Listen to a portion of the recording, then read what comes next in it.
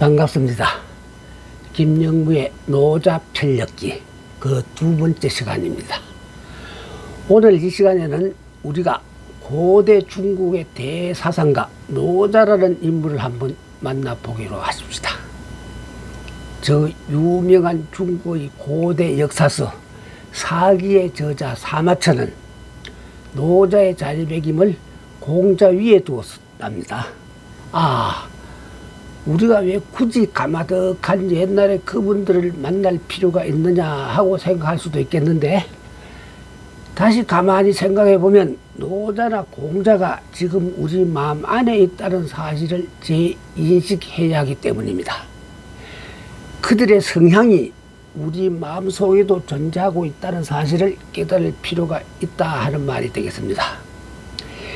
일상에 우리는 대개 과거, 현재, 미래라는 말로 시간이 자꾸만 흘러가는 것으로 인식하고 있는데, 소위 철학적 사유에 의하자면 시간이란 강물처럼 유유히 흘러가는 것이 아니라 그냥 바닷물처럼 존재하고 있을 뿐이랍니다.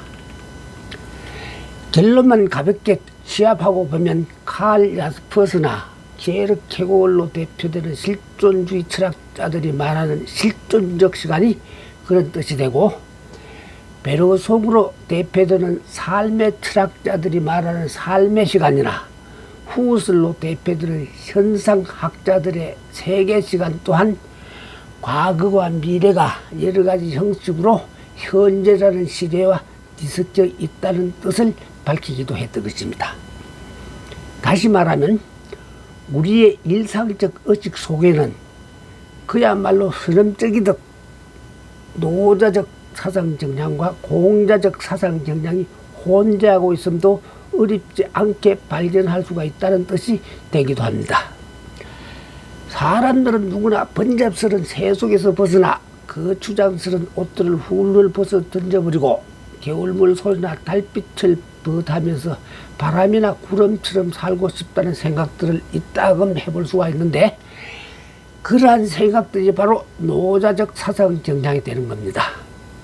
또는 우리가 대통령이나 국회의원 내지 법관이라는 자들이 철면피한 처신으로 저지르는 불이나 부정한 짓거리들을 연이어 지켜보자니 너무나 한심하고 마뜩찮다는 생각에서 빌어먹을 내가 대통령이나 한번 해볼까 보다 하는 식의 울분을 토할 수도 있는 일인데, 그러한 울분이 곧 공자적 사상정이라 볼 수도 있고요.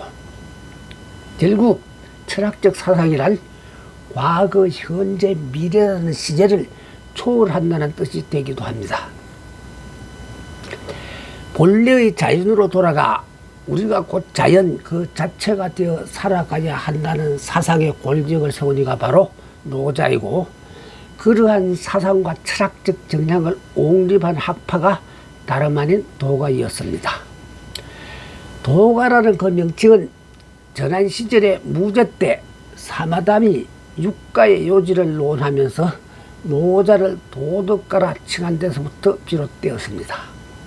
사마담은 일찍이 도가를 가장 우수한 사상 체계로 여긴 다음 공자의 사상을 옹립하는 유가와 일종의 박애주의 사상을 내세운 묵가와 변정 논리학적 체계를 확립하려던 명가와 법치주의를 따르는 법가와 음양설로 자연현상을 해석하려던 음양가 등을 그 당시에 가장 뛰어난 6가지 사상 체계로 선정해서 논한 바가 있었습니다. 사마담은 불후의 중국 역사서인 저 사기의 집필자인 사마천의 친아버지로 여러가지 한을 안고 억울하게 죽어가면서 아들인 사마천에게 반드시 역사를 기록하라는 유언을 남긴 인물이 되기도 합니다. 그런데 노자의 모습은 언제나 짙은 안개 속의 인물처럼 알듯 모를 듯한 이미지로 정착되어 왔습니다. 그의 사상이나 학설이 난해하게 느껴져 그의 정체성마저 그만 신비롭게 여겨졌는지도 모를 일이고, 중국의 민족 종교에 해당하는 도교가 임의로 교조처럼 그를 떠받든 다음 마치 불로장생의 비법이라도 전수해준 신선인 양 그를 우상화했기에 그런 결과를 초래했을 수도 있는 일이 되었습니다. 사마천은 사기에서 노자의 모습을 다음과 같이 기술했습니다. 노자는 기원전 561년에 태어나 기원전 467년에 돌아간 사람으로 이름은 귀자 이였고 자는 기밖에 없는 담자의 담이며 성은 오얀리자 이였다. 그는 현재 안암성 노급에 해당되는 그 당시 초나라 여항에서 태어났으며 도덕으로 수신하고 스스로 몸을 숨겨 이름조차 내놓기를 꺼렸으므로 명리를 구한 적도 없었는데 기원전 403년에 동주가 망해버리자 살짝 국정의 관문을 빠져나가 멀리 서쪽으로 도망을 치고 말았다. 철저하면서도 장기적인 사유를 요하는 철학사상이 하필이면 왜 세상이 뒤숭숭하고 혼탁한 난세의 와중에서만 생겨나야 했는지는 알 수 없는 일 같았습니다. 중국에서도 피비린내 나는 전란이 그칠 날 없었던 동주시대, 즉 무도한 난세였던 그 춘추시대에 노자와 공자가 태어났고 그들은 피폐한 산화와 살벌하고 흉흉한 인심들을 지켜보면서 도를 일러주거나 예를 주창하는 등 영원 불멸의 이대 사상이란 주축도를 놓게 되었던 것입니다. 모든 문화현상이 그러하지만 철학사상 또한 그때 그 시대 정신의 산물이며 특정한 어느 개인에 의한 주관적 가치관이라 볼 수가 있겠습니다. 결과를 놓고 보자면 노자와 공자 또한 자연이나 세상사를 해석하는 방법에 있어 사유의 방향이나 그 논리만 딴판으로 전개했을 뿐 인류애라는 보편적 가치관을 추구했던 그들의 근본 사상은 매 마찬가지였습니다. 그렇다면 노자가 생애를 못 남았던 그 당시 춘추의 시대상은 과연 어떠했을까요? 학자에 따라 시대 구분이 다소 다를 수도 있지만 춘추시대란 공자가 예를 기준으로 삼아 시비를 변별해 놓은 역사서 춘추에서 그 시대 이름을 빌어왔습니다. 그 연표에 의하자면 노자는 분명 공자와 함께 춘추시대 인물이었습니다. 그러니까 진시 황제에 의해 중국 전역의 통일 이전 시기, 즉 선진시대에 속하는 춘추나 전국시대는 한마디로 이전의 사회 질서가 마구 붕괴되는 사회 변혁기로서 사방에서 군웅들이 마구 날뛰던 시기였습니다. 이를테면 100여 국가가 존망을 다투다가 14나라만 살아남았는데 나중에는 가까스로 남아있는 진, 초, 제, 한, 위, 연, 조나라 등과 같은 7대 제국들이 또 사생절단으로 힘겨루기를 하기도 했습니다. 바로 그러한 시대 상황에 대한 비판의식이 지혜로운 노자로 하여금 길도라는 깊은 사유의 세계로 빠져들게 하였고 잡스런 제자 백가들에게 단지 도의 세계로 돌아가기만을 일러주고자 했습니다. 인물만 신비로운 베일 속의 존재가 아니라 일명 도덕정으로 통하는 노자의 유일한 저서 노자 또한 그 내용이 형이상하게 가까워 이해가 결코 만만치 않다는 게 사실이 되기도 했습니다. 노자는 처음부터 인간의 언어가 표현할 수 있는 한계와 그 오류성을 절실하게 깨닫고 언어로서는 진리의 실상을 서술하기가 실로 어렵다는 생각에 젖어 말을 아끼고 아껴 불과 5,200여자에 불과한 책 노자 한 편을 가까스로 지어냈을 뿐입니다. 그랬는데 그 책의 내용이 너무나 오묘해서 뒷날 그 책의 주석서만 무려 3,000여 종이나 나오게 되었습니다. 아니 오늘날에도 동양은 물론 서구의 수많은 학자들도 새로운 각도에서 노자의 연구에 매달리고 있다는 겁니다. 기록에 의하자면 7세기경에 인도의 불교 경전 74부 38권을 한문으로 번역한 현장리 법문 즉 산스크리트어로 노자를 번역하여 인도로 전해주기도 했었습니다. 공자의 어록인 논어와 달리 저작물 노자는 노자가 직접 집필했다고 하는 일화가 전해지기도 합니다. 과정이야 여하간에 내용 전체가 81장으로 구성되어 있는 노자는 상하 두 편으로 나뉘어졌는데 상편이 도를 일러주는 내용이고 하편이 덕을 서술한 내용이어서 위진 남북조 시대부터 도덕경으로 불려지게 되었습니다. 노자가 개진한 도의 개념 정리는 대개 난공불락으로 여기기도 하는데 당장은 어느 학자의 말에 쫓아 도는 천지 만물이 생성 변화하는 데 중거해야 할 원리가 되는가 하면 우주간의 모든 원리를 성립시켜주는 대원리라는 정도로 이해함이 좋을 것 같습니다. 이 시간 이후에 도의 개념 정리는 다시 한번 해볼 수 있기에 하는 말입니다. 그리고 노자에 나오는 덕이란 형이상학적인 그 도가 인간 생활에 적용됨이라 말할 수 있겠습니다. 따라서 도와 덕은 마치 동전의 앞뒷면처럼 둘이면서 하나인 몸체와 쓰임 즉 체와 용의 관계를 이루고 있습니다. 다시 말해 인간에게 있어 덕은 도의 작용이요 그 나타남이 되며 도는 만물을 생성시키는가 하면 덕은 만물을 기르는 꼴이 되기도 합니다. 현재 전해지고 있는 노자라는 책은 위진 남북조 시대의 인물로 불과 24살에 요절했음에도 불구하고 엄청난 철학적 업적을 남긴 천재적인 사상가 왕필이 주석을 단 것이기에 왕본이라고도 합니다. 요약해보자면 공자는 세상 일에 적극적인 인간 중심의 사회 질서 확립에 뜻을 두었고 노자는 인간의 개체성을 중시하여 이른바 자연 중심의 우주관을 정제하여 들었던 사상가로 볼 수 있겠습니다. 그래서 공자가 따뜻한 시선으로 자연, 즉 하늘을 마주하여 들었다면 노자는 차갑고 객관적인 눈으로 자연을 대하여 들었습니다. 노자는 시종 일관하여 천지는 결코 어질지 않다 하는 자연 불인의 사상을 견지하여 들었습니다. 다시 말해 공자가 인간을 본체로 한 사상적 논리를 정제하여 들었다면 노자는 도를 본체로 하여 그의 사상적 논리를 정제하여 들었다고 말할 수 있겠습니다. 노자의 도는 다시 없을무가 되기도 하는데 바로 이 개념이 사람들을 몹시 당혹스럽게 만들기도 했습니다.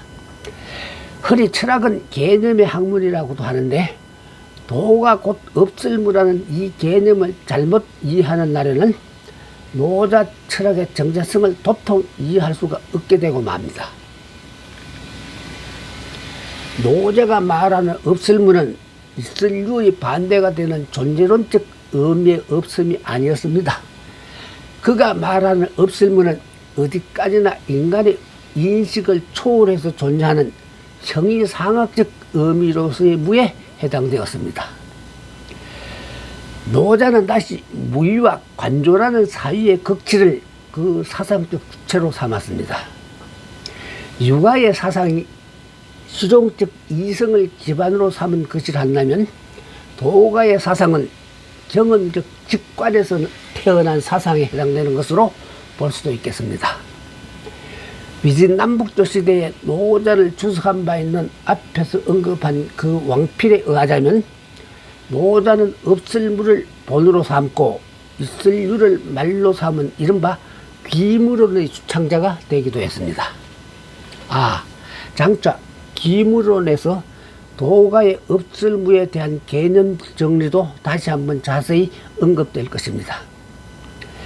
노자는 착함이니 혐오니 아름다움이니 추함이니 오름이니 그림이니 하고 공자가 애써 주장하는 분별 내지 인간의 가치 판단을 아예 부질없는 인의 및 자기로 규정 지으면서 그러한 분별이나 세속적인 가치관의 잣대를 깨끗이 제거하려는 사상적 행위를 무의로 정의하려 들었습니다.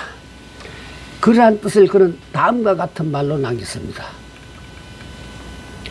오색은 사람의 눈을 멀리하고 오음은 사람을 기멍어리로 만들며 오미는 사람의 입맛을 버리게 만들며 거리낌 없이 말을 달려 사냥을 하는 것은 사람의 마음을 발광하게 만들며 얻기 어려운 물건은 사람의 행동을 거리끼도록 만든다.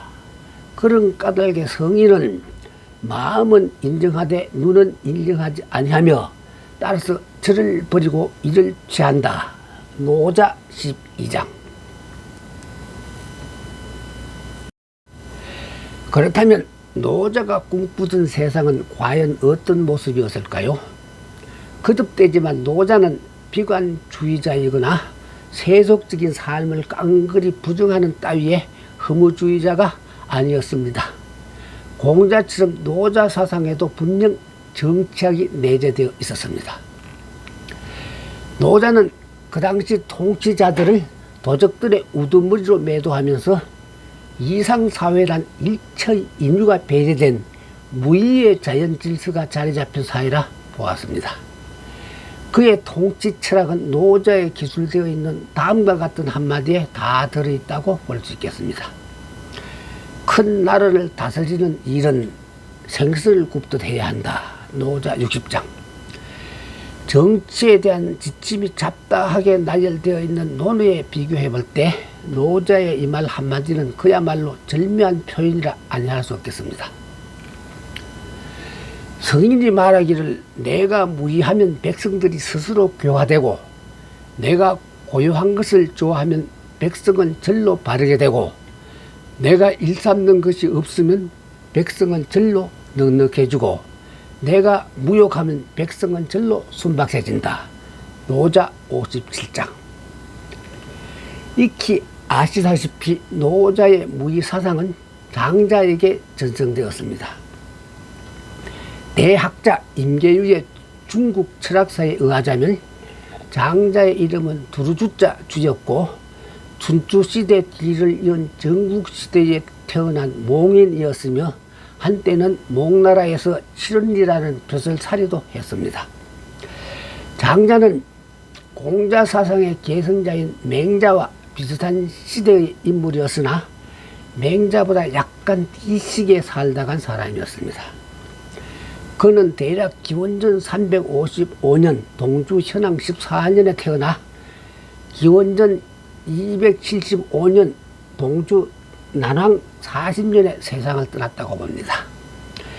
현존하는 저서 장자는 왕필이 노자의 주석서를 펴낼 무렵인 서기 4세기경 위진 남북조 시대 때 북송의 곽상이라는 학자가 그때까지 전해진 여러 장자문을 총정리한 내용입니다. 책의 내용은 내편 7편, 외편 15편, 자편 11편으로 나뉘어져 있는데 전부 33편에 총 6만 500여 자로 구성되었습니다. 한마디로 장자의 사상은 자유와 해방의 철학이었습니다. 여기서 말하는 해방이란 정신적 해탈과도 같은 뜻이 됩니다. 노자를 좀 더 깊이 이해하기 위해 노자 사상의 계승자인 장자라는 인물을 잠시 동원해 보겠습니다. 노자의 사상을 보다 심화시킨 장자이지만 그의 사상과 노자 사상 사이에는 근소한 차이가 있음도 발견할 수 있습니다. 우선 노자는 시종일관 도로 돌아가기를 주장했고 그의 사상에는 정치학이 내재되어 있었으나 장자는 도와 함께 소요할 것만 주장해서 정치적 의도가 전혀 없었습니다. 그는 처음부터 끝까지 유효자적 사상만을 주장한 인물이었습니다.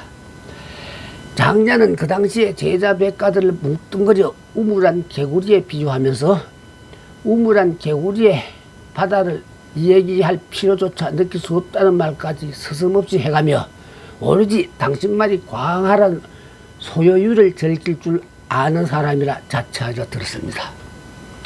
그리하여 맹자가 변론에 능한 사상가를 한다면 장자는 조수에 뛰어난 사상가란 세평을 듣기도 했습니다.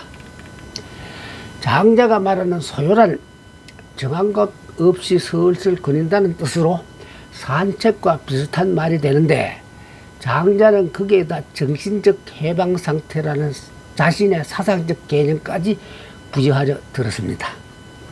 반야심은 꿰뚫어 보기에서도 인용한 적이 있습니다만, 장자는 부인이 죽었을 때 물동이를 두드리며 노래까지 불러서 비관과 낙관을 하나로 융화시킨 달관주의를 나타내어 몸소 자기의 사상을 드러내 보이기도 했었습니다.